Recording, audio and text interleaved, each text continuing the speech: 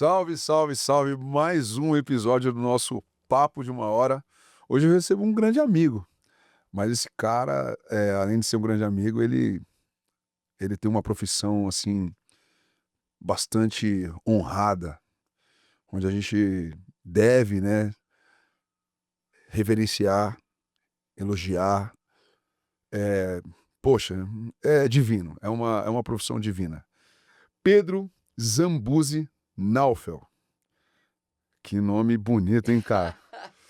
Mais ou menos. Formação: médico formado pela 45ª turma da Universidade de Mogi das Cruzes, UMC, pediatra, residência médica na Santa Casa de São Paulo, neurologista infantil, residência médica na Santa Casa de São Paulo, pós-graduado em transtorno do espectro autista, TA, pela CBI em Miami. Ah, moleque. Pós-graduado em psiquiatria infantil. Áreas de atuação: além de atendimentos no consultório particular, em Mogi das Cruzes, é professor do curso de medicina na Faculdade de Ciências Médicas da Santa Casa de São Paulo. Faz parte da equipe de neurologia infantil do Hospital Sabará.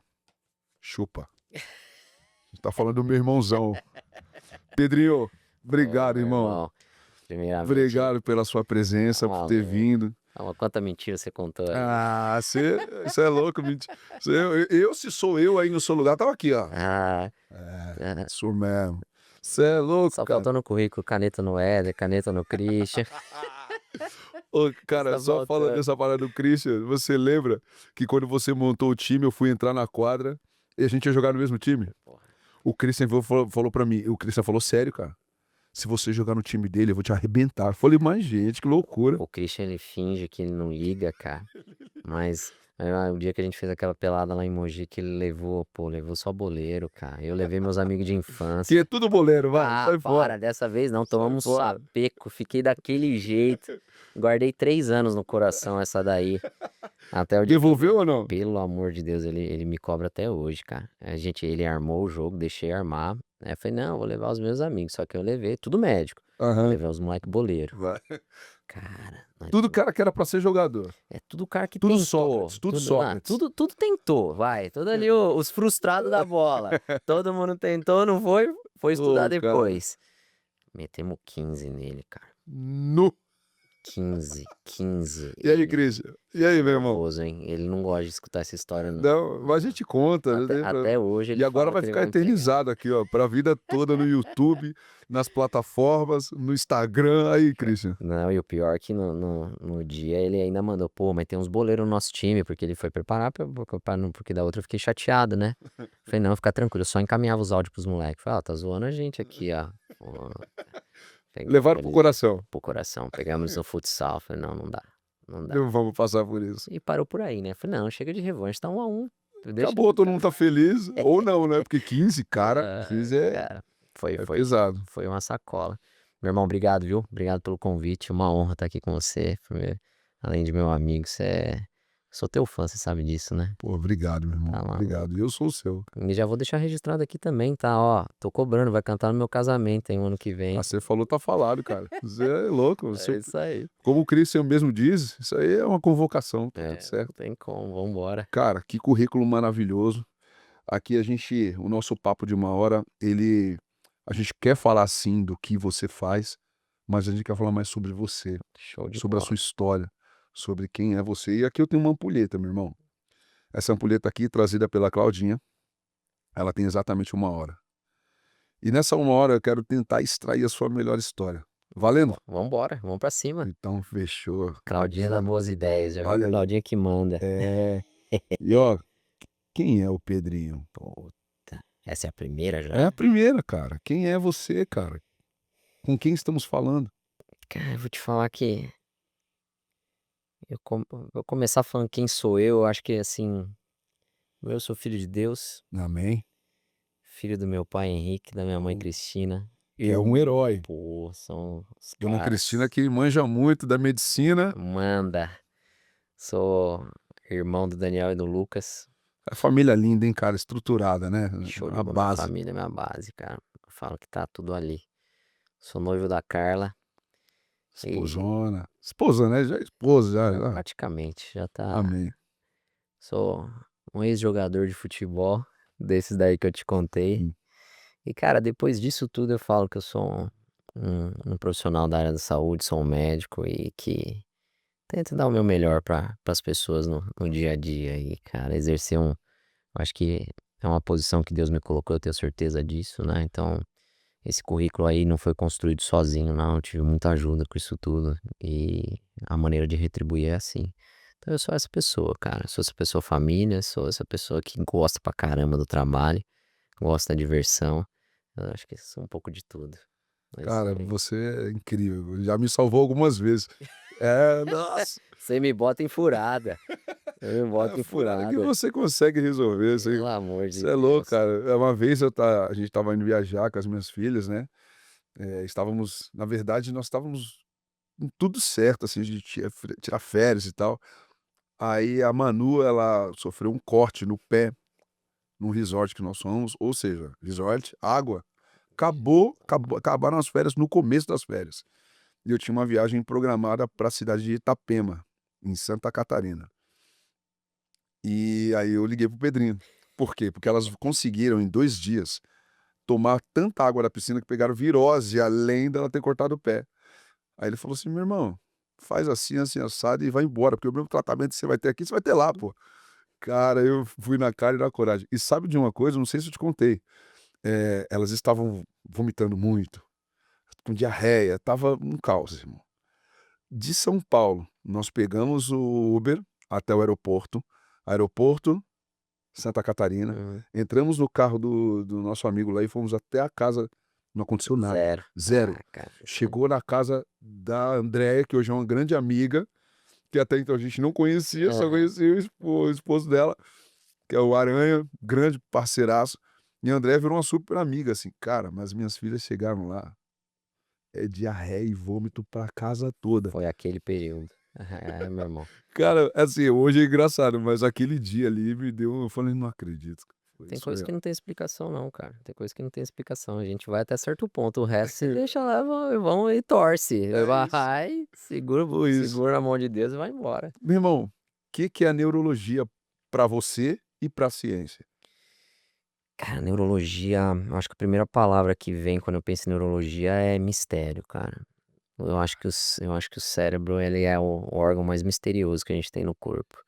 Eu brinco que até quem sabe muito, ou até quem sabe tudo, não sabe nada, cara. Caramba, O cérebro é uma máquina que assim, a gente vai descobrindo pequenas pecinhas todos os dias. Todos os dias alguma coisa nova tá acontecendo. Então eu acho que dentro da medicina, eu acho que é a área mais complexa, não desmerecendo as outras áreas, pelo amor de claro, Deus, eu tenho claro. familiares em todas as áreas da medicina. Mas eu acho que é a área mais complexa que você tem, é a área que mais tem o potencial de crescimento, porque todo dia surge alguma coisa nova. E pra mim hoje, além de ser esse desafio diário, né? É o computador mais avançado do planeta. Nossa, mas de longe, mas não tem nem comparação. É uma coisa que é impossível de ser estudada por completo. Você São sempre coisas. trava, você sempre vai chegar num abismo. Se você for me perguntando, é o que eu brinco. Você vai perguntando por quê, porque você vai me responder. Eu vou te responder uma, duas. Na terceira, você já não tem mais resposta. Você não vai chegar no fim da linha quando você fala em cérebro. Então, vai chegar num momento que eu vou falar assim: isso a gente ainda não tem resposta. Caramba, cara. Cada dia, hoje a tecnologia tá legal demais, então cada dia mais a gente tem, a gente consegue responder mais essas perguntas, mas ainda longe de responder tudo. Até nas coisas que são mais do dia a dia, a gente ainda tem enormes dificuldades com os transtornos que são aí mais corriqueiros nossos, mais prevalentes. Ainda não se sabe a resposta de nem metade das E perguntas. você tem uma resposta do que é a neurologia pra ciência? Eu acho que a neurologia para a ciência é a área que tenta explicar o porquê de tudo, né? É a área que estuda o nosso cérebro, que é a fonte de tudo, cara. Tudo que a gente faz vem de lá. Os outros órgãos, eles funcionam para nos manter, ativos, né? Mas é o cérebro que O pensa em tudo. comando, Vem tudo de lá, tudo de lá. Qualquer ou coisa que seja, você queira fazer, qualquer movimento que você esteja fazendo, vem de lá, o comando saiu dali. saiu dali. Ou seja, tipo, se uma pessoa sofrer de repente uma morte cerebral, ela praticamente morreu. ela morreu. A gente tem muitos casos que eu gosto de falar assim, pô, o coração ele é mais importante que o cérebro. Sim, o coração, se ele mantiver batendo, você consegue manter o seu corpo ali vivo.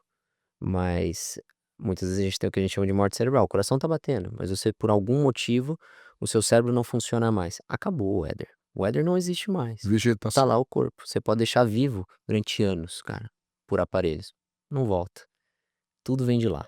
Todos os comandos, tudo que você se propõe a fazer, todos os sentimentos, todos os movimentos, tudo sai de lá de cima. Nada sai dos outros órgãos. Caramba, que loucura, cara. Até o comando dos outros órgãos, muitas vezes sai de lá de cima. E assim, irmão, o cérebro, ele tem esse poder, né, de meio que o comando mesmo que a Sim. gente tá falando. Já tiveram pessoas que tiveram a morte cerebral e depois voltou? Existem esses relatos, né? Existem esses relatos de um coma, ou seja, é como se o seu cérebro tivesse desligado. O que Pra é o coma? O coma é quando você realmente desligou da realidade, Ok. tá? Então você tá a par desse mundo, você tá em coma. Pode ser um coma natural, né? Quando, poxa, você teve um acidente, E o por induzido. exemplo, e o induzido. Às vezes por um mecanismo que você utiliza para proteção, justamente para que você não tenha mais danos do que você já tem ali, tá? Ou É, seja, é tipo, vou trocar a lâmpada, então desliga a força antes de trocar. exatamente, é isso aí. Ok. Então isso é um coma induzido, tá? Eh, o coma ele é diferente da morte cerebral. Quando você fala em morte cerebral, você está falando um termo muito técnico, que ele só pode ser dado depois de testes muito bem estabelecidos, tá? Então você tem que fazer testes clínicos por diferentes médicos, testes laboratoriais ou de imagem, né, que você ou um eletroencefalograma ou ultrassom, são alguns exames que você vê se o cérebro realmente não está mais funcionando. Se você não tem mais reflexos, quando eu falo reflexo, eu não falo uma função voluntária, eu falo em coisas involuntárias que também vêm de lá. Então você faz todos esses testes para você poder falar assim, não, aí você constata uma morte cerebral. A partir disso, a volta ela não pode existir, senão alguém errou nesse processo, tá? Então a morte cerebral, ela é algo que não volta mais. Sim, morte, né, é literal. Acabou. O coma não. O coma é uma situação que você pode reverter. Caramba, cara, que loucura. Cara, e assim, por que você decidiu mexer com a parte neural, pediatria, criança, o infantil? Cara, antes de escolher a neuro, eu escolhi a pediatria, né, e A sua isso família. exato, isso aí não tem, às vezes você fala assim: "Poxa, por que isso é uma não, a paixão vem desde sempre, porque a base da minha família vem da pediatria. A minha família Entendi. que você falou, minha família inteira é médica, e o meu avô era pediatra, o meu pai é pediatra e, assim, meu ídolo máximo, e aí vieram os meus irmãos, eu tenho um irmão mais velho e um irmão mais novo, mas ambos, fizeram medicina antes de mim, que eu dei aquela escapada para jogar futebol, e todos foram para pediatria, cara. E assim, a escolha dos meus irmãos para pediatria foi a mesma que a minha, foi pela influência paterna, mas não porque, assim, você vai fazer porque você precisa fazer, Sim, não, era o exemplo que a gente tinha dentro de casa, cara. ok. Era o exemplo que a gente via todo dia, a gente fala: "Pô, a gente quer ser igual a ele". Então vamos fazer uma área diferente dentro da pediatria, mas, pô, vamos seguir, a gente quer ser a mesma coisa que ele é para os pacientes, para os alunos. Pô, meu pai deu aula há 40 anos, meu pai, tem o consultório dele há 40 anos, então, assim, ele tá tratando a terceira geração. Hoje a gente você sai no choque com Sensacional. ele, é impressionante, é legal pra caramba. E a gente sempre falou assim: "Pô, queremos ser assim". Então quando a gente decidiu, a nossa cabeça hoje em dia tem muito essa questão de o médico se forma e só vai trabalhar e vai não, a gente falou: "A gente precisa se especializar, a gente precisa ser bom". A gente vai mexer com vida, a gente precisa ser o melhor que a gente pode ser para os nossos pacientes. Então, o começo foi a pediatria. Foi: "Vamos fazer pediatria". Quando eu comecei a pediatria, são 3 anos de residência médica, né. Aí você faz uma prova, então você tem diversos hospitais. Eu escolhi a Santa Casa de São Paulo, que é uma das melhores residências de pediatria, junto com outros 2 ou 3 serviços que são muito grandes. E eu falei assim: "Pô, eu quero", meu irmão já tinha feito Santa Casa de São Paulo, eu queria fazer. Então você presta uma prova, prova é concluída, passei, beleza. Então são 3 anos que você vive dentro do hospital praticamente. Para A você faculdade você fez ali dentro. a faculdade então, a faculdade ela te dá uma base da medicina, Ok. mas o que te faz especialista é a É viver residência. aquilo lá. É. Então são A minha 3 anos. filha, ela tá se formando em enfermagem Pô, legal e demais. ela tá trabalhando, né. A gente não vive sem os Ah, enfermeiros, cara. A importância tá ali, é impressionante se O a suporte, né. poxa, a equipe É o só nosso funciona road. Na nossa, música é o nosso road ali. a equipe só funciona desse jeito, esquece. Não existe pensão num hospital sem a enfermagem boa, cara. Você pode ter os médicos que forem, É não uma equipe, funciona, né, é cara. uma equipe. É uma equipe. A equipe multidisciplinar, né, a enfermagem, a técnica, a nutricionista, poxa, isso é muito importante. Então, eu parti pra pediatria. Dentro da pediatria, de início, eu ia fazer endocrinologia. Eu falei assim: "Pô, alguma coisa voltada para o esporte, Sim. performance", que era uma coisa que, pô, Pô, sempre amei. estava ligando ali com o que você já fazia. No último ano de residência, meu pai sentou comigo, ele falou assim: "Você já pensou em fazer neuro?" Eu falei assim: "Nunca pensei em fazer neuro". Ele falou: "Cara, é uma área que eu vejo que cresce demais". Meu pai é um cara fora de base. Falou: "Tá crescendo demais, é uma área que não se tem muita resposta ainda pra muita coisa, a gente precisa de gente boa". Ele falou assim: "Aqui na cidade, por exemplo, a gente não tem, não tem. Eu mando meus pacientes para São Paulo. Por que que você não vai se especializar e volta para trazer coisa nova pra gente?" Eu falei: "Olha, pai, eu vou ver". E eu fui atrás. Aí eu comecei a seguir meus chefes. Falei assim: "Pô, que área fascinante, cara". Me apaixonei. Falei: "Vou fazer neuro". E aí nesses últimos meses eu falei: "Vamos embora". Aí é outra pedrada, né, que você prepara pra prova, porque é mais concorrida ainda. Aí você vai concorrer com os especialistas pra ter aquelas 2 vaguinhas de residência de neurologia infantil. Aí, ó, vambora, estudamos pra caramba, deu certo. E aí são mais 2 anos de especialização em neurologia infantil. Quantos anos no total, assim, de estudo? De faculdade são 6, eu fiz mais 5 de residência médica, Nossa. e depois eu ainda fiz mais 2 pós-graduações, né, especializei um pouquinho mais em transtorno do espectro autista e em psiquiatria infantil. Não sou psiquiatra não, quando você faz uma pós-graduação, você não vira especialista. Pô, é uma área, assim, que de conhecimento. Sim, é um a mais ali, É é um um a plus. mais, mas não se compara com a vivência de quem fez 3 anos de residência de psiquiatria infantil, Ok. entendeu. Então eu nunca você nunca vai me dizer: "O doutor Pedro é psiquiatra", não, eu sou neurologista infantil. Tenho uma pós-graduação em psiquiatria infantil justamente para ter o conhecimento das patologias de falar assim: "Opa, isso aqui passou do ponto, esse não é meu. Eu sei o que é, mas não sou eu que vou conduzir, tem gente melhor que eu, vai". E essa clareza que o médico tem que ter. Na neurologia eu sou a via final. Poxa, claro que a gente discute, a gente não sabe tudo, né. Sim. Vira e mexe, eu ligo pra colega e falo: "Pô, tô com um caso assim, assim, vamos discutir, vamos conversar, bacana". Mas nas outras áreas, tem alguém que estudou mais que eu. Caramba, que loucura, cara. E você falou sobre o autismo. Cara, é mais complexo ainda.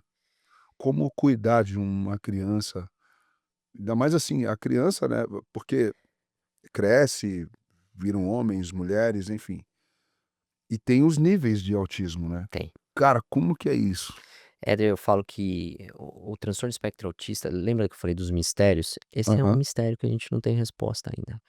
Eu posso te falar tudo sobre o transtorno espectro autista, mas se você perguntar 3 vezes por quê, a gente vai parar por aí. Porque o autismo, ele não é uma doença, é uma condição neurobiológica, né, que te confere algumas características diferentes, vamos dizer assim. A gente usa o termo atípico, tá. Eh, Existe um prejuízo na comunicação e na interação, tá. E existe um padrão restrito e repetitivo de comportamento que a gente chama. Então, é caracterizado por movimentos ou hábitos repetitivos, alterações sensoriais, interesses exagerados em algumas coisas, que é o que chama de hiperfoco, né? E uma rigidez de comportamento, uma inflexibilidade em hábitos e rotina. Essas são as características centrais do autismo. Mas você vê que quando eu falo disso tudo, eu falo de coisas genéricas. Eu falo de sintomas, em nenhum momento eu falei de capacidade, em nenhum momento eu falei de inteligência. Então Muito pelo contrário, inclusive na inteligência tem você pode por ter. causa talvez por causa do hiperfoco. Às vezes sim, isso é uma coisa que se confunde muito. Então, assim, você pode ter uma pessoa que realmente tem uma inteligência absurda e ter essas características que eu te falei. Então, você pode usar o termo aí, um TED, alto funcionamento, um transtorno do espectro autista com superdotação, por exemplo, você pode. E essa pessoa, ela tem tudo para ser bem-sucedida na vida, se souber conduzir aonde ela tem os prejuízos. Mas você tem outras que não. Então, assim, até 50%, às vezes mais, dos pacientes com transtorno do espectro autista têm outras comorbidades. Então, às vezes, uma deficiência intelectual, às vezes, uma hiperatividade, às vezes, uma agressividade. E aí que os níveis de suporte vão elevando, tá? E então, assim, não é fácil. Às vezes, a gente vê muito na internet uma romantização, né, do transtorno. E claro, o transtorno do espectro autista no nível 1 do suporte vai ter os seus prejuízos, vai ter suas dificuldades, mas, via de regra, você vai bem, né, você Sim. consegue, você vai aparando as áreas, mas você vai bem.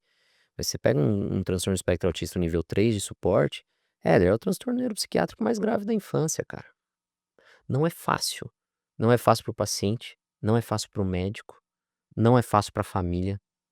Índice de divórcio nas famílias, com casos mais graves de transtorno espectro autista é muito maior do que na população em geral, cara. Isso não é coincidência, porque não é uma carga emocional muito difícil.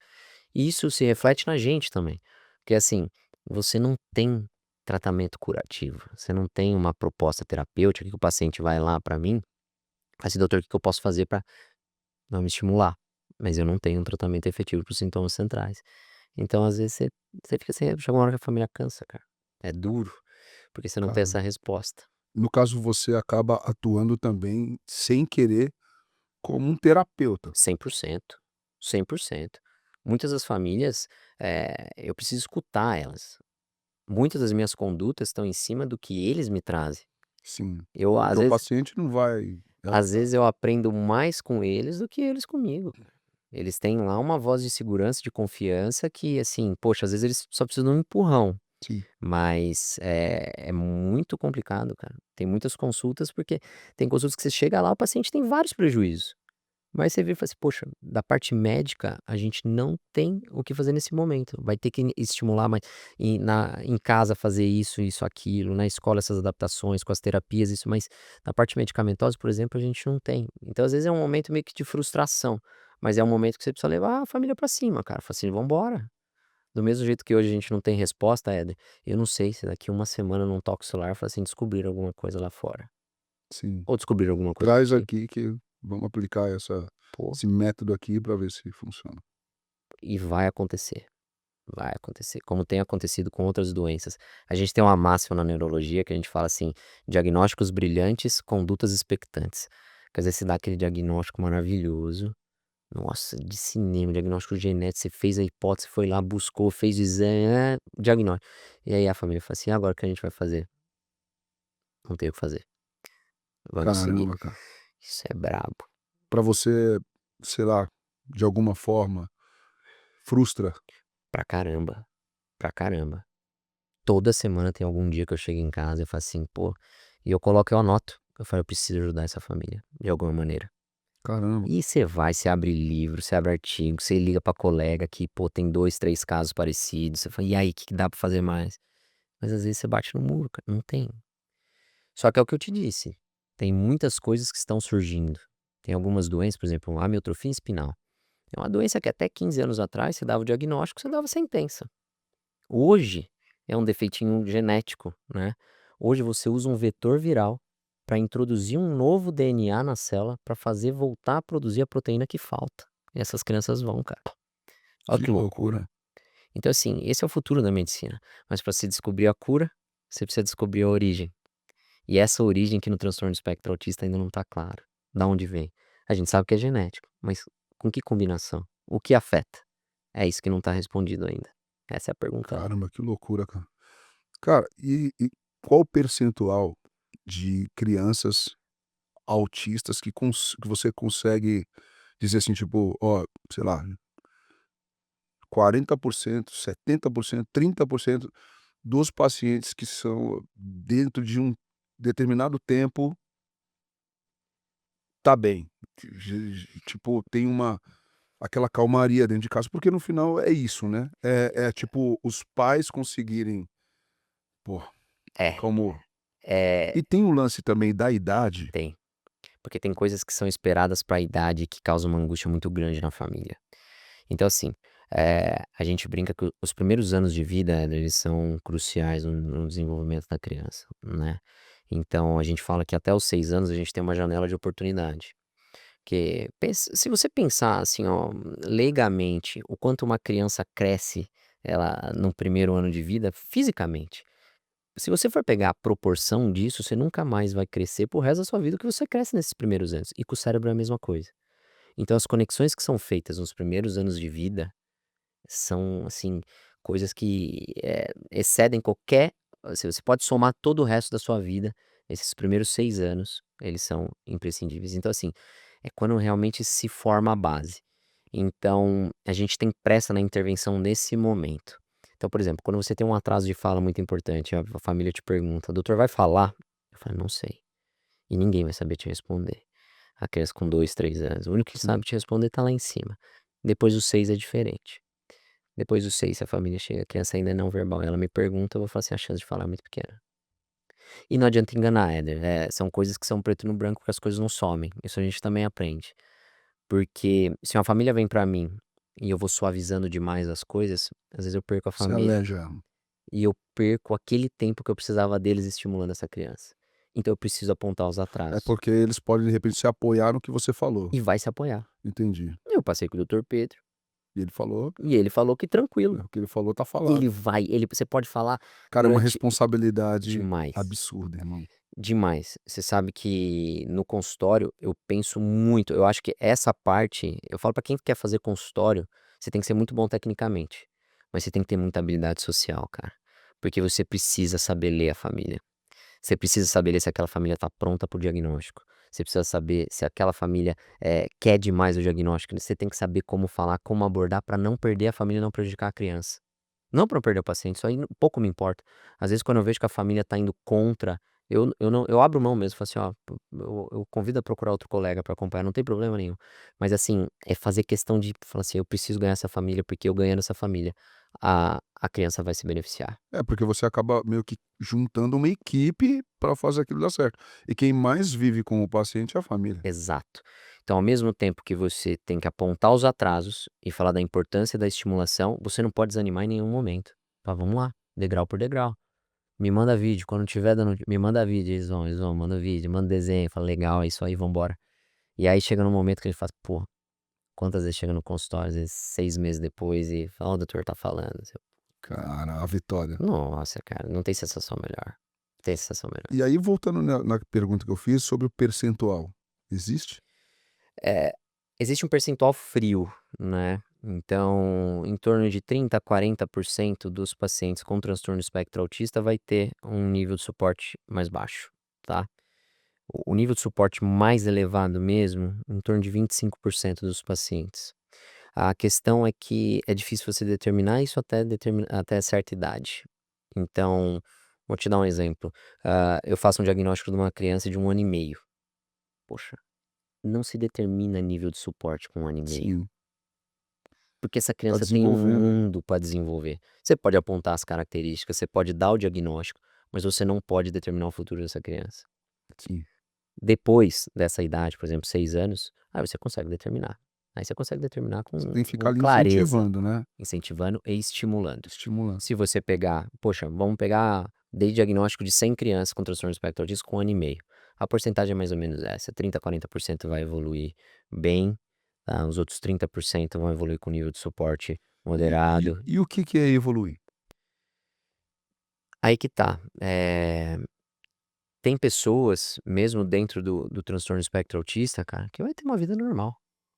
Uhum. Autonomia, vai ter sua família, vai ter, às vezes, pessoas até acima da média que vão contribuir de forma exponencial para qualquer área que Cara, eles se um propuseram a exemplo, tipo, fazer. até ligando com o que você tentou fazer na vida, assim, o Messi, ele tem esse nível de autismo ou não? Cara, claro que a gente sabe que, né, às vezes a gente tem uma ideia do jogador, ainda mais que a gente tem amizade com alguns, né. Sim. Às vezes a gente tem uma ideia do jogador pelo que sai na mídia que quando você senta com ele é completamente diferente, né, então é até difícil poder falar isso. Mas eu vi uma entrevista recente dele mesmo, uma entrevista dele. E as dificuldades que ele traz são características comuns ao transtorno do espectro autista. Hum. Entre falar que ele tá ou não, que é outra coisa, tá. Tem muitas pessoas que têm características do transtorno do espectro autista. 25 a 30% das pessoas têm características comuns ao transtorno do espectro autista. Isso não te confere necessariamente o diagnóstico de transtorno do espectro autista. Para você ter o diagnóstico de transtorno, existe ali um critério diagnóstico que as pessoas esquecem, que é: precisa causar prejuízo significativo na vida da pessoa, senão você não vai chamar de Entendi. autismo, de transtorno do espectro autista. Porque às vezes a gente tá vendo muitas pessoas ganharem o diagnóstico. Ah, às vezes eu não gosto de sair na sexta-feira, fico mais recluso, não gosto de uma comida mais pastosa. Ah, então vai lá, ganha o diagnóstico. Não é assim. Não é assim. A gente tem que colocar seriedade nesse diagnóstico. A gente tem que mesmo realmente ver se existe um prejuízo, porque senão você banaliza esse diagnóstico. E aí as pessoas que realmente têm esse nível de suporte, esse nível de prejuízo, eles começam a perder os direitos, começam a ter mais dificuldade por conta da banalização desse diagnóstico. E é o que está acontecendo hoje em dia no nosso país. Nosso país Cara, não, no mundo inteiro. no mundo todo, né? É. Cara, você falou sobre a janela, que tá ali dos 6 anos de idade, né? Até os 6 anos de idade. Até os 6 a gente considera essa janela de oportunidade. E você acha que porque eu vou pensar em casa, por exemplo, eu tenho alguns tipos de idade lá. Uhum. Eu tenho de 4 anos de idade, eu tenho a minha de 10 e eu tenho meu filho de 17. Aham. O que me dá mais trabalho é o de 17, mas, Natural. né, pela adolescência e tal. Exato. E eu nem trabalho pra mim, ele dá mais trabalho pra ele. Hoje não, hoje os 17 eu acho que ele já tá uma maturidade incrível. Isso é fisiológico. Mas o 15, 14, 15, esses cara, foi uma transição difícil. Pra quem tem o autismo, é pior também nessa janela aí? É. Você tem 2 cenários completamente diferentes quando você fala nessa situação da adolescência, tá. Quando você tá falando do transtorno do espectro autista nível 3 de suporte, por exemplo, o paciente é não verbal, ele, poxa, às vezes tem uma agressividade, aquele paciente difícil de manejar, às vezes você equilibra a parte medicamentosa, a parte de terapia, ele entra na adolescência, vem toda a parte hormonal. Novas sensações, novas emoções, novos estímulos. E tem que socializar. Exato. Caramba, a escola, enfim, o que o cara É que o TEA nível 3 ele vai ter menos essa percepção da socialização. E aí você vai ter o prejuízo mais dessas sensações e emoções novas. Agora um TEA nível 1 de suporte, quando a gente tá falando de um cognitivo verbal, cognitivo preservado, e aí ele entra nessa situação, às vezes aí é onde a gente entra as comorbidades mais comuns do paciente com autismo no nível de suporte menor, ansiedade, depressão, porque ele começa a perceber as diferenças e às vezes não consegue lidar com isso, porque falha nas habilidades sociais. E é uma área é uma época de muita demanda social. Então é a época que a gente mais tem questões de transtornos de humor, transtorno de humor mais depressivo, transtornos de ansiedade, quando você tem um TEA nível 1 de suporte. Às vezes você dá até o diagnóstico na adolescência, por conta desses momentos. Porque o diagnóstico de TEA ele pode ser dado mais pra frente, Éder. Você não tem idade pra dar o diagnóstico, contanto que você tenha tido a história lá atrás. É um transtorno de neurodesenvolvimento. A história vem desde sempre, mas às vezes era uma coisa muito menos perceptível. Passou, passou batida, até a hora que uma demanda social aumenta demais. E aí você começa a ter prejuízos mais claros. Aí quando você olha pra trás, você fala assim: "Perdi esse diagnóstico". caramba, E aí você começa a tratar as consequências. Então isso é nossa. muito comum. Então são esses 2 cenários que se acentuam dentro da adolescência. Agora E é um falando desafio. sobre a parte do matrimônio ali, acontece mais nessas fases? Eu tenho 2 perguntas. Essa aí, do casal que tá ali vivendo isso desde o nascimento da Uhum. criança, descobriu e tá ali, aí vão falar que ela passou 15 anos nessa situação, né, tá passando 15 anos nessa situação. O divórcio, o a ruptura familiar acontece nessa fase e, assim, você consegue identificar, de repente, como ajudar a família a melhorar isso? Que é volta naquele lance terapeuta, né. Sim, mas você Se tem que identificar. Você tem que identificar os sinais que você tem dentro da família e fazer as intervenções também. Eh, não costuma acontecer tão tardiamente, tá. Geralmente existe aquele choque inicial do diagnóstico, né, e aí aquela coisa que: "Não, vamos lá, vamos pra cima, vamos embora", geralmente é aquela coisa, aí depois vai passando um tempo, um médio prazo, você começa a ver que aquelas dificuldades elas vão se perpetuar, muitas vezes, que é um quadro crônico. Então, aí é a hora que começam os problemas, geralmente. E aí é nessa fase que é mais difícil, tá. Geralmente quando você passou essa fase, você já chega numa fase da adolescência, se o diagnóstico foi precoce, a família já tá acostumada, Éder. A Hum, família, mesmo dentro dos níveis de suportes mais elevados, você vai ter seus problemas, mas chega num ponto que a família, quando eu pego famílias que já têm o diagnóstico há mais de 10 anos, é uma outra cabeça, do que entendi. são consultas completamente diferentes. E chegam, tipo, depois de um tempo, assim, ou mais criança, assim, você pega muitos casos, assim, do início? Eu pego muitos casos do início, porque hoje dentro da minha especialidade, assim, tem muitas pessoas que fazem esses cursos como eu te falei, vai lá, faz um curso de final de semana, vai lá, faz uma pós-graduação e, pô, se fala isso mas especialista mesmo, esses anos são poucos. Então, às vezes o que acontece, você pode ter ali alguém falou que pode ser, mas acaba indo no final no especialista para falar assim: "Pô, será que é mesmo?". Sim, Então eu pego muito os pacientes que ainda não têm o diagnóstico, tá, porque a família quer aquela palavra de afirmação. Realmente, poxa, isso vai mudar minha vida, então eu preciso de alguém que eu possa confiar. sim. E então chega muito esse primeiro diagnóstico, mas chega também o diagnóstico tardio, porque, como eu te disse, mais de 50% desses pacientes com TEA, quando eu falo TEA é o transtorno do espectro autista, tem muitas comorbidades. Então, você pode ter uma agressividade, uma dificuldade de sono, um TDAH, que é muito comum, às vezes uma crises convulsivas que podem acontecer numa maior frequência do que na população em geral. Então eles acabam voltando para manejo já de algumas comorbidades, tá. E para direção. O TDAH é um sintoma? O TDAH é um outro transtorno de neurodesenvolvimento. É um transtorno do déficit de atenção e hiperatividade. Ele é caracterizado por um comportamento mais agitado, mais impulsivo, com pouco controle inibitório e uma dificuldade na concentração, né. Então essa é o centro desse transtorno. Eh, Só que ele é uma comorbidade muito comum ao TEA. Então até tem estudos que mostram que até 50% dos pacientes com TEA também têm TDAH. Entendi. Então, mas é um transtorno à parte, você vai conhecer muitas pessoas que têm TDAH, às vezes nem diagnosticado. Eu acho que eu sou o paciente zero. Então, Deve cara, ter nascido comigo isso. e é assim, e é desde Só que, sempre. assim, na nossa época, Era muito menos acesso à informação. né, porque, assim, até os nossos pais, né, nem tinham o nome, a sigla. Exato. Então, esse menino é esquecido. Poxa. Esse menino, é muito desatento, é desastrado, Exatamente. E eu falo muito disso do TDAH, porque assim, tem muitas pessoas que perguntam, poxa, aumentou só o número de diagnósticos de autismo ou aumentou realmente o número de casos, né? Porque agora que tem tanta informação, tem facilidade de acesso, então, porque tem gente que fala, não, aumentou só o número de diagnósticos.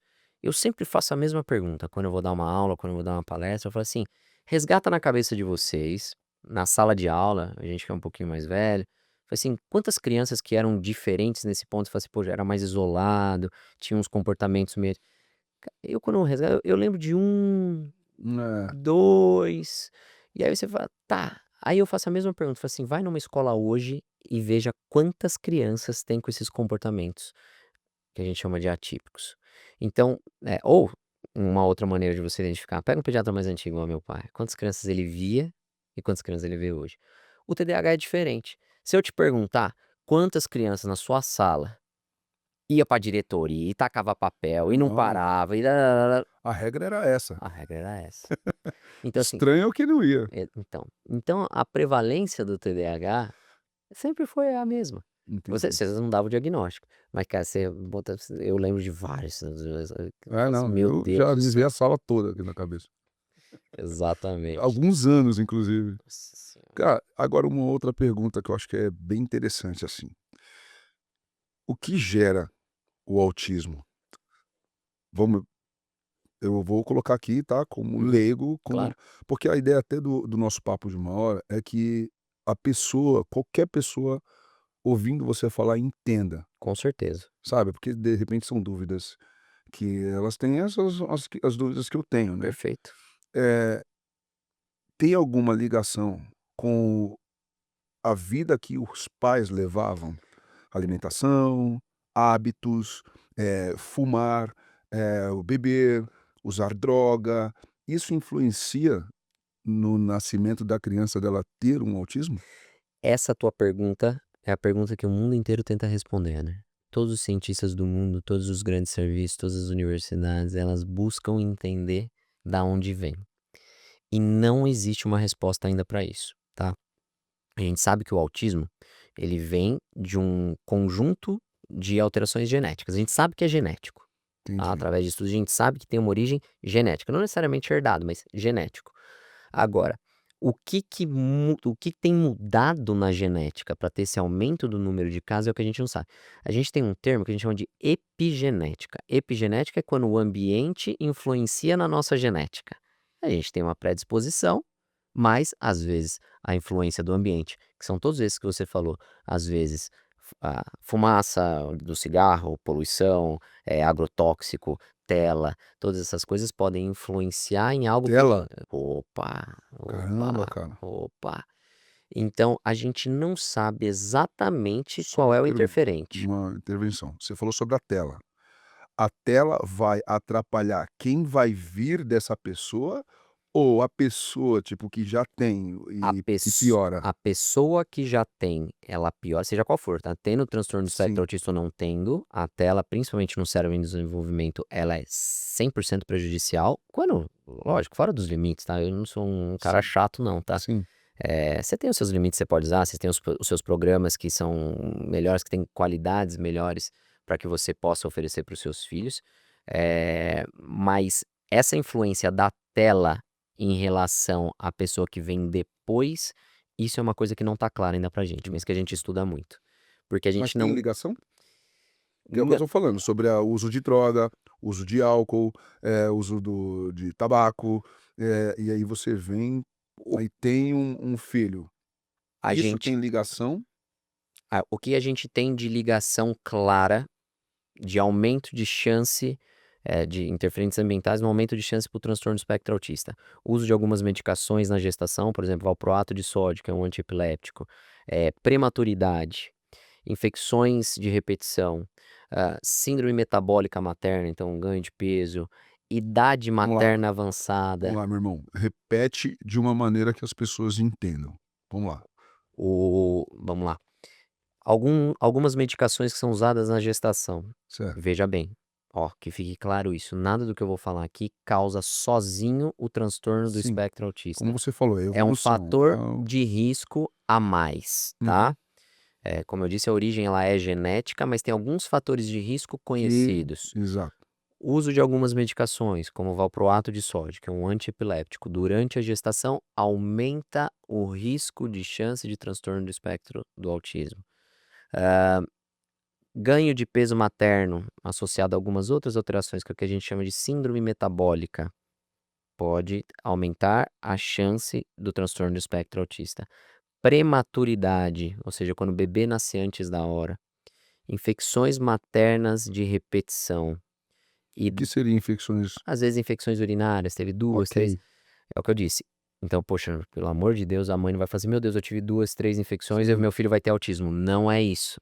sim, Você sim. tem uma chance maior, tá? Ok. Mas você precisa dessa predisposição genética, tá bom? Idade materna e idade paterna Ah, avançada. Também confere um risco maior de o seu filho vir a desenvolver o transtorno do espectro autista. Quando eu falo em chances maior, mesmo assim eu tô falando em chances pequenas, tá? Pouco maior, não é uma coisa que eu tô falando de um percentual, 50%. tipo, Percentual significativo.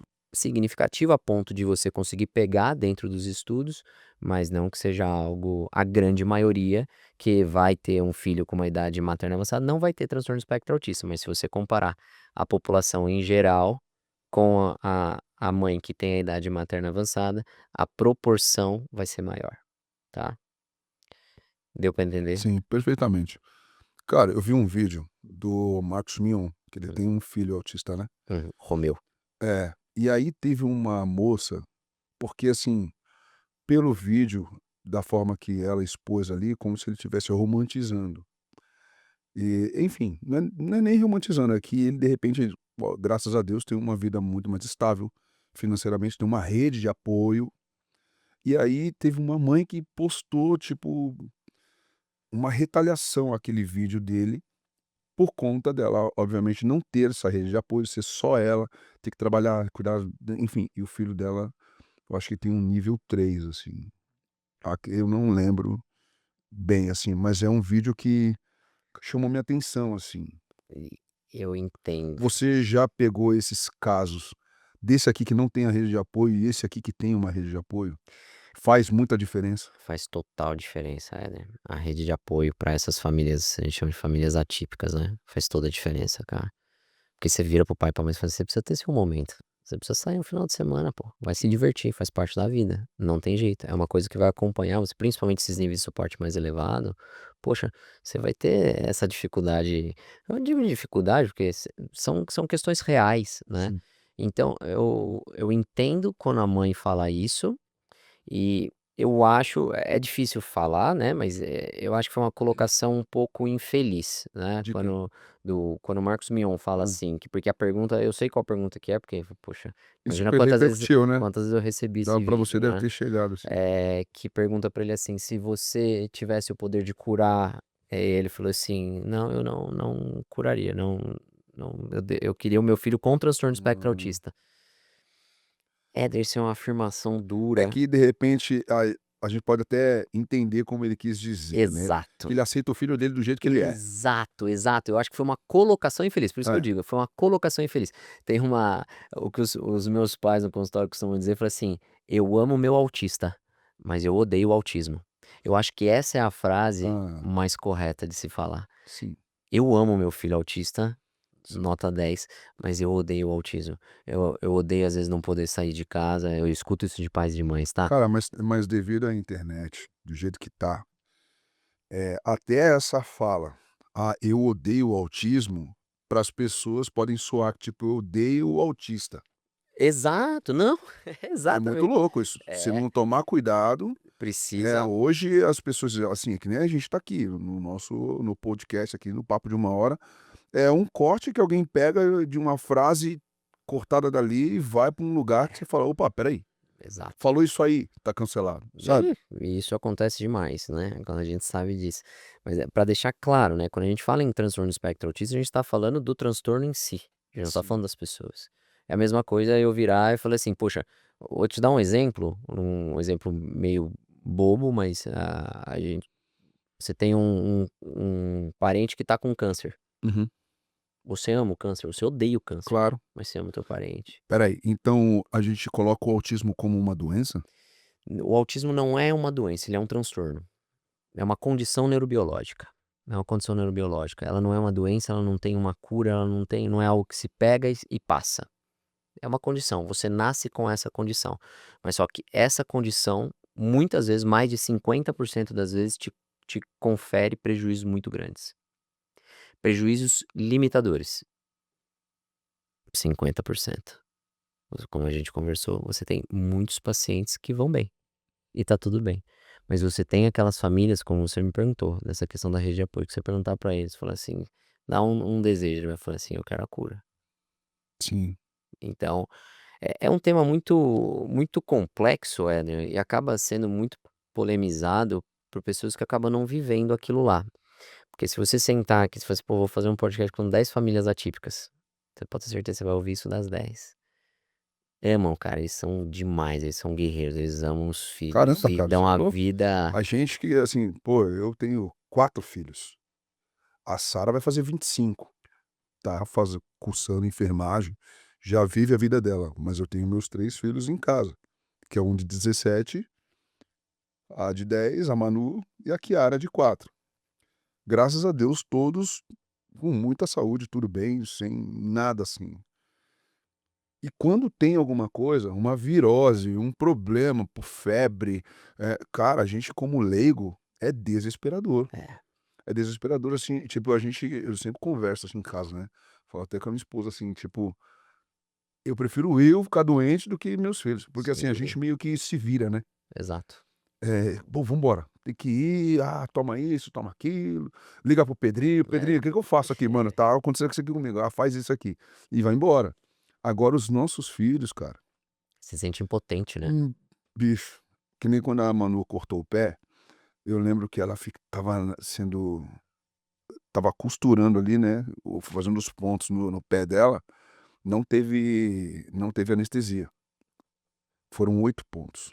Brabo, hein. O pé dela rasgou daqui assim, ó, ficou o dedinho mindinho pendurado. Foi absurdo, cara. Aí eu falava assim pra ela: "Filha, se eu pudesse tirar essa dor de você", ela chorava, cara. ela apertava a minha mão assim, ó, aí ela virou pra mim e falou: "Pai, então tira". Aí E eu me aí? senti um nada, me senti impotente de: "Caramba, É brabo. eu não posso fazer nada, só É. posso estar aqui". Agora imagina uma família que vive isso 24/48. 24/48, e assim, muitas vezes os recursos, você não tem ideia do mercado que é hoje, essa área da saúde relacionados aos transtornos do neurodesenvolvimento, cara. Então, poxa, para uma família dessa fazer terapia pelo SUS é muito difícil o acesso, porque é muita demanda, você não consegue. Aí você vai pelo convênio, poxa, aquela loucura. Aí você vai pagar particular, são valores, uma coisa é o Marcos Mion, ele tá a pessoa tem É o que a gente tá falando, da rede de apoio, condição financeira, que exato, graças a Deus tem, não temos que exato, condenar não, isso, de forma alguma, é um mas privilégio. infelizmente quem não tem Sofre, cara, sofre. Eu tenho familiares que não conseguem pagar as terapias. Não tem como, não dá.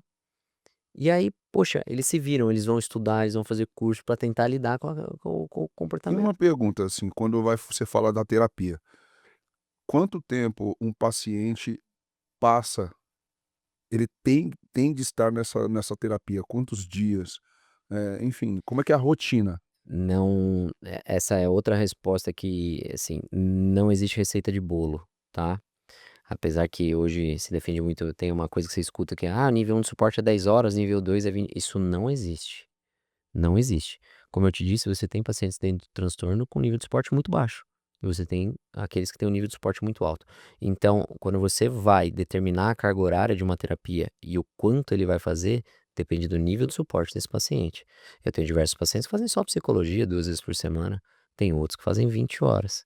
E tá, porque você tem uma intensidade, você precisa explorar um pouquinho mais e aproveitar aquele momento para fazer essa criança crescer um pouco mais. Então, é muito de acordo com o grau de comprometimento do paciente.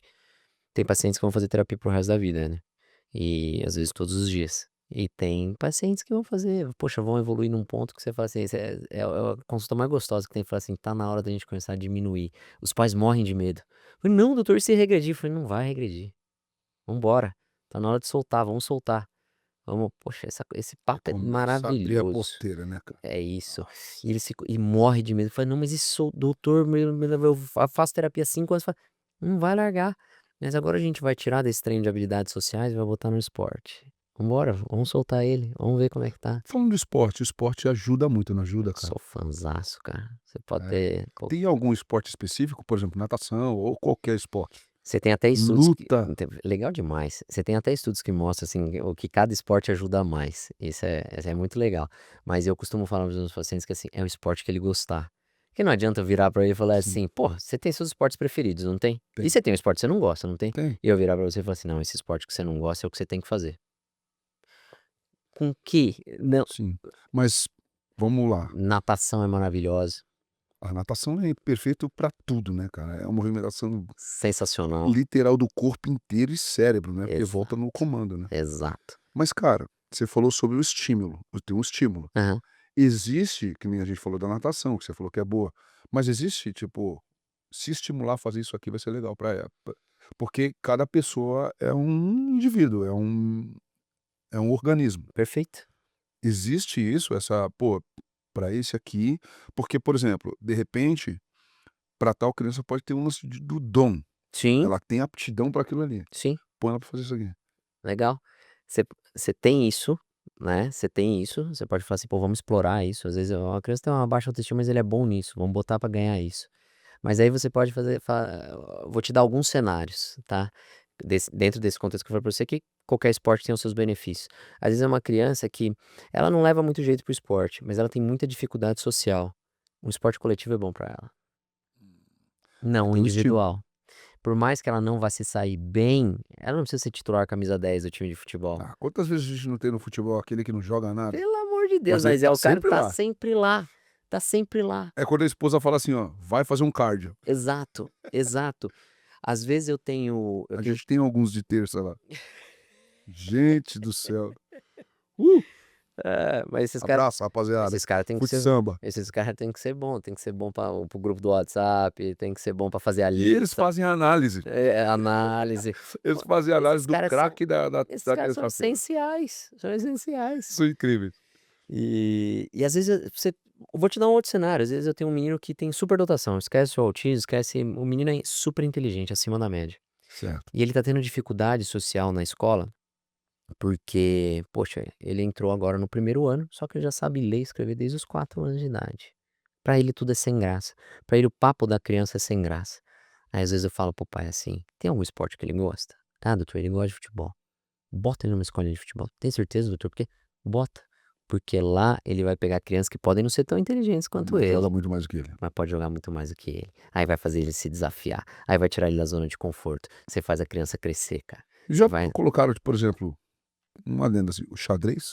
xadrez, bacana, legal, Xadrez é incrível. concentração, estratégia, É, treino ali da parte de memória operacional, sensacional, legal, outro tipo de estímulo, mas eu vejo muitos campeonatos, assim, de xadrez que inúmeros autistas são campeões brasileiros, tem tem até mundiais. tem alguns pacientes com TEC que têm uma memória, né, que você não tem ideia, cara, não tem ideia. Às vezes você pega, ele tem um hiperfoco em alguma coisa, ou é só memoriza coisas, pode não ter uma fala funcional, às vezes, você não consegue ter uma troca dialógica, narrar um fato, mas se você perguntar, sabe tudo. A todas as capitais, a todas então se ele consegue canalizar isso para um esporte, por exemplo, que demanda isso como um centro, se destaca. Caramba, que loucura. Cara, eu não quero te colocar em maus lençóis, obviamente, mas, assim, a gente falou sobre a rede de apoio, de pessoas que não têm condições de fazer as terapias. Existe algum programa para essas pessoas que você faz, assim, por exemplo, obviamente a gente sabe que você está trabalhando, contas para pagar e merece receber pelo seu bom trabalho. Claro. Mas existe esse lugar para essas pessoas? Existe um lugar que as pessoas possam ir, sei lá, alguma ONG? Existem ONGs, e dentro dessas ONGs eles propõem alguns como se fossem mutirões, né, onde eles convidam alguns colegas, inclusive eu já participei de alguns. Eu confesso que esse modelo de atendimento eu tenho dificuldade de fazer, porque às vezes você tá naquela são muitos pacientes, você e a análise para você dar um diagnóstico é muito complexa, né. Uma coisa é você pegar um caso óbvio, eu falo que o caso óbvio, do jeito que entra ali, o jeito que me deu o "oi", o diagnóstico já tá na minha cabeça, mas tem muitos que não são óbvios, e aí você precisa de tempo, você precisa ter seguimento, você precisa conseguir acompanhar esse paciente, para você poder realmente ajudar esse paciente. Então, por mais que existam esse tipo de ação, eu já participei, mas eu tenho um pouco de dificuldade. Eu costumo fazer de formas diferentes, né. Até mês passado eu fazia um ambulatório na faculdade, na Universidade de Mogi das Cruzes, então, eu tentava pegar esses pacientes que não tinham condição e, às vezes, trazer para o meu ambulatório, que é um ambulatório do SUS, Uhum. né. E no meu próprio consultório eu tenho diversos atendimentos que eu faço que a gente chama de Fisioterapeuta. atendimento social, né. Ou às vezes é gratuito, às vezes é um desco Simbólico. é simbólico, às vezes vai muito da eu jogo limpo, eu falo que eu jogo limpo, muito muito limpo com os pacientes. Sim. Então eu É porque, assim, não tá só nas tuas mãos, né, existe uma equipe, existem outras pessoas que estão ali que não são voluntários, e nem exato, querem ser, e tá tudo bem, tá tudo certo. é uma ação tua. O meu consultório mando eu, ali, eu organizo do jeito que eu quiser.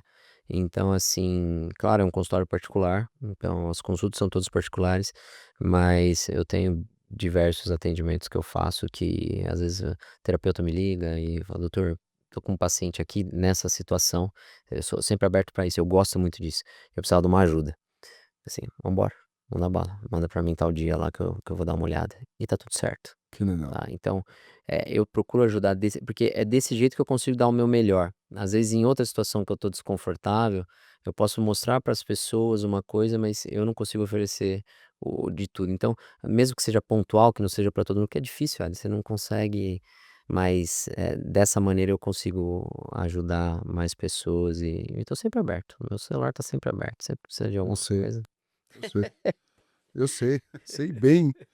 Cara, como que você enxerga a medicina hoje?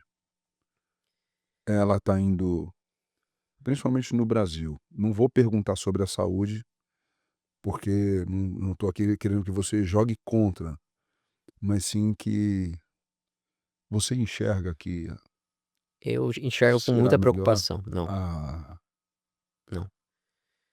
Essa pergunta pode ser respondida de duas maneiras. Se você falar assim, como tá a medicina em tecnologia, em tá incrível. conhecimento? Pô, Éder, tá demais, cara. Todo dia ela surpreende a gente, são coisas maravilhosas. A gente tá conseguindo cada vez mais fazer mais pelos pacientes. Então, esse lado da medicina, a medicina ideal, ela tá maravilhosa. O problema é que a gente tem cada vez menos pessoas fazendo a medicina ideal. Cada vez mais médicos sendo formados, sem a capacitação mínima e sem a vontade de ser bom. Quando a gente começou a conversar lá no começo, que eu falei assim, pô, são anos de Todo mundo especialização, assistindo Grey's Anatomy e se formando ali. é isso aí. Você acabou seus 6 anos de medicina, vou pra porta, vou atender, ganhar meu dinheirinho ali e boa. E é isso que pra mim tá bom. Você não sai pronto, cara. Você pode ser bom, você pode ser bom, você pode ajudar o paciente, legal. Mas, poxa, a nossa profissão merece Tá mais. superficial. Tá superficial. Então, não digo que não tem os bons, claro que tem os bons, tá? Mas as pessoas. Tá se formando muito médico. Hoje a gente tem mais de 400 escolas de medicina no país. Tá se formando muito médico. As vagas de especialista de residência não mudou praticamente, são as mesmas. Então a concorrência está cada vez maior. E com essa concorrência cada vez maior, se oferece cada vez mais o caminho mais curto. Então, por exemplo, para você se formar neurologista infantil, como eu te falei, é no mínimo 5 anos de residência médica. Você vai ter que fazer 3 anos de pediatria ou 3 anos de neurologia clínica, né, adulto, para depois fazer mais 2 ou 3 de neurologia infantil. Então, são 5 ou 6 anos dentro do hospital. O salário de um residente médico, já médico formado, ele trabalha 60 horas semanais, pelo menos. Tem serviços que são mais. 60 horas por semana dentro do hospital. Um residente médico ganha em média R$ 3.500 ao mês, por 60 horas semanais. Então, você tem a opção de fazer isso durante 5, 6 anos para virar e falar assim, pô, eu sou especialista. Ou você tem a opção de falar assim, pô, vou fazer uma pós-graduação EAD aqui, aula online, final de semana. Aulas com professores bons, porque tem professores bons dando aula nessas pós-graduações. E depois de 6 meses, você pega o seu certificado e coloca lá na bio do Instagram. Pós-graduado em neurologia infantil. Éder, você acha que a maioria da população sabe a diferença entre o especialista que fez a residência ou aquele que é pós-graduado em neurologia infantil? Tá lá, neurologia infantil. Às vezes não escreve nem pós-graduação, tá? Neurologia infantil. Não é neurologista, tá? Neurologia infantil. Então você não sabe qual é a formação dele, mas a grande maioria vai falar assim, passei com neurologista. E não. E quem paga por isso? O paciente. Porque não é simples mexer com o ser humano. E você precisa de conhecimento para mexer com ele. É uma responsabilidade muito grande, cara. Meio que o ser humano virou um produto, é Virou um negócio. produto, virou um negócio. Então, essa medicina me Isso é preocupa. preocupante, cara. É muito preocupante. Então, a gente vira e mexe, a gente tem essa discussão sempre lá em casa, né? Porque em casa nunca teve essa opção. Todo mundo vai se especializar, vai ser bom e Tem que não ser tem bom como. mesmo. Tem que ser bom, cara. Não Então é, tá. não é que eu não tô competindo com ninguém, mas, Sim, poxa, eu você tá preocupado com a pessoa. é lógico, é É vida. lógico, é lógico. Então, hoje se propõe tratamentos milagrosos. Pô, o transtorno do espectro autista é isso, cara. Hoje você abre o Instagram aí, se você digitar 3 vezes transtorno, vai começar a aparecer vídeo pra você com pessoas oferecendo a cura, com polivitamínicos, com quelantes, com antiparasitários. São coisas malucas, cara. Malucas. Só que com vídeos maravilhosos, produções maravilhosas, com 100 mil seguidores. A pessoa vai lá e faz, cara. Vai e faz. Não tem um controle, né, sobre isso, né, fica difícil. Deveria ter, mas não tem. Não tem. É muita gente, cara. Você tá saindo do. Então, Tá perdendo a mão. tá perdendo a mão. Essa medicina me preocupa demais. E é a medicina que mais tá crescendo no país, infelizmente. tá? Você ainda vai ter sempre espaço para os bons, Éder. Porque as pessoas não vão deixar de ficar doente, as pessoas não vão deixar, os transtornos estão aí, infelizmente, né? A gente queria que todos fossem saudáveis, mas não. E a hora que bate mesmo, eu brinquei com você, eu tenho 3 stents, eu já tenho um problema no coração, a hora que bate mesmo, você liga pra quem? É. Você, você Volta fala assim, lá, volta lá em quem é especialista mesmo. exato. Tem que ir no bom. Tem que ir no bom, cara. Tem que ir no bom, tem que ir no bem formado, porque é a tua vida que tá ali na mão dele. Cara, seu propósito, meu irmão.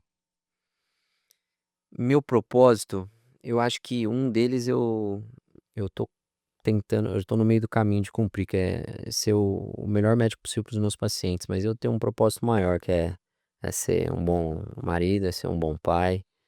É, esse é meu principal Ah, propósito na cara. minha vida. Falando em pai, temos temos uma temos crianças nessa família? Pô, só moleque, cara. É. Pô, ó, em casa nós somos 3 irmãos, meus 2 irmãos têm 2 filhos cada um, tudo moleque. Eu tô preparando aí que eu tenho certeza que a minha vai ser menina, cara, eu tenho certeza, se não, meu irmão, Ah, cara, mas é maravilhoso. Eu tenho 3 meninas e menino. eu não tenho dúvida nenhuma que eu vou ter uma menina. A minha mãe É. até, nossa, Você já tem um nome pra ela? existem umas discussões Eu aí, não eu vou existem umas deixa pra lá. discussões, essa é Deixa aí, polêmica. deixa pra vocês, que aí depois muda, aí ela vê o podcast: "Ah, você Exato, mudou meu nome?" exato, exato, Então exato. deixa. Cara, eu tenho uma pergunta da minha filha. Uma pergunta que a Manu falou assim: "Pai, faz essa pergunta no podcast". Legal. A Manu: "Se você pudesse ter um superpoder, meu irmão, qualquer um, qual seria e por quê?" Caraca, hein, essa é braba, hein. Tem muita coisa que passa na cabeça, mas se eu fosse falar alguma coisa assim que é primeira, Ó, pode soar até egoísta, mas seria o poder da cura, cara. que incrível. Poder da cura. Imaginei. Não esperaria menos de você não. Isso seria, pô, eu vou te falar que eu acho que a alegria que eu traria para as pessoas faria minha vida irretocável, cara. Não, não tô falando a cura pra eu não, e quando eu falo em cura eu não penso em mim, eu penso no todo dia ali que, puxa, cara, eu falo assim, se pudesse. E é nessas pessoas que a gente conversou que, assim, daria tudo, eu penso nessas pessoas, eu acho que o poder da cura seria sensacional. Maravilhoso. E se você pudesse fazer uma ligação para qualquer pessoa que esteja nesse plano ou não, ou uma entidade, não interessa. Eu queria bater um papo com Jesus, cara, Oba! direto, assim, porque a gente conversa, obviamente, Sim, todos os dias, né, a gente conversa, a gente às vezes recebe legal. alguns sinais, mas eu queria 5 minutos, cara, pra conversar, assim, falar assim, pô, fazer algumas perguntas, entender algumas coisas que acontecem Ele saberia falar sobre a neurologia facilmente. muito melhor do que qualquer outra pessoa, cara, muito Caramba, que melhor. legal, meu irmão. Eu acho que eu escolheria, eu acho que seria a minha escolha. E se você pudesse deixar uma mensagem que essa pergunta é do Joel J. Dou crédito a ele aqui, porque eu vi ele fazendo essa pergunta, eu achei muito legal e é uma pergunta que eu quero fazer para todos os convidados aqui, inclusive para você. Se você pudesse deixar uma mensagem, ela vai aparecer em todos os lugares, qualquer lugar, outdoor, rádio, TV, todo mundo vai ver, vai vir e ouvir. Qual seria essa mensagem? Ah, essa é braba, hein. Eu acho que é a mensagem de que tudo pode melhorar, Éder. Eu acho que essa é a mensagem que, se você parar pra pensar, é uma frase meio clichê, mas qualquer coisa que você tá fazendo, tá passando pela sua vida, eu acho que tudo pode melhorar. E e tem pessoas que só precisa disso pra ter um empurrãozinho, né. Então, aquelas famílias que estão no fundo do poço, tem esperança que tudo pode melhorar, e Amém. vai. E então eu acho que é mais para esse sentido que é ter uma esperança e tem pessoas que estão buscando, estão tentando, estão fazendo, sempre tem alguém correndo, pensando em vocês também de uma forma indireta. Então assim, tenha fé que vai, Tudo pode melhorar. e breve. Você pode indicar um livro pra gente? É meio clichê, mas eu acho que é a Bíblia, Éder. Ah, você é louco. Eu acho que não Golaço. tem, é o que não vem outro na cabeça. Sim. Você pode ler a Bíblia 10 vezes, você vai ler ela de maneiras diferentes as 10 vezes. Você pode ler o mesmo versículo 10 vezes, a depender do momento que você está passando na sua vida, você vai ler aquilo Que diferente. legal, tipo, ver você da medicina falando o tempo todo de Jesus, da Bíblia, É de Deus. impossível, não existe medicina sem o espiritual. Não Amém. tô falando só, lógico que é a minha crença, é o meu, né, mas isso a gente tem até estudo, tá? Demonstrando o quanto a fé, ela modifica prognóstico, cara.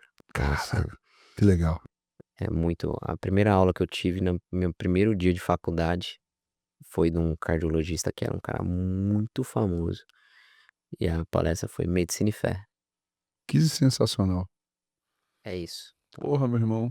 Ó, Ó, a gente vai fazer uma fotona sua e essa foto a gente posta no Instagram e a gente pede pro convidado escolher uma música, qualquer música, música que você, porra, isso aqui eu gosto de ouvir muito mais.